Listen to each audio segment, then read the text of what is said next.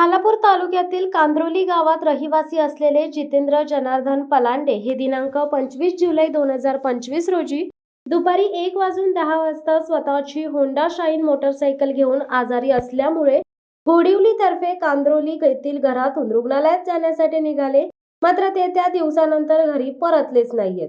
त्यांचा मुलगा वेदांत पलांडे यांनी वडिलांचा सर्वत्र शोध घेतल्यानंतर त्याच दिवशी रात्री 11:38 खालापूर पोलीस ठाण्यात मिसिंग तक्रार दाखल केली.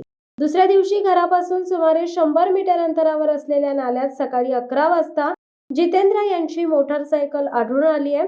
कुटुंबियांनी तात्काळ एनडीआरएफ टीम बोलावून शोध मोहीम राबवली. मात्र तरीही जितेंद्र यांचा काहीच ठावठिकाण लागलेला नाही.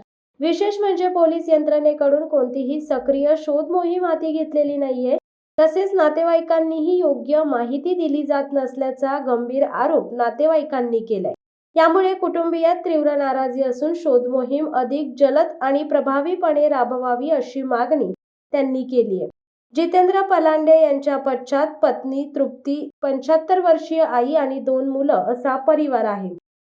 शिवसत्ता टाइम्ससाठी संदेश साळुंके, नेरळ. दे धडक बेधडक वृत्त देणाऱ्या आपल्या शिवसत्ता टाइम्स न्यूज चॅनलला लाल बटन दाबून सबस्क्राईब करा आणि बेल आयकॉनला क्लिक करायला विसरू नका.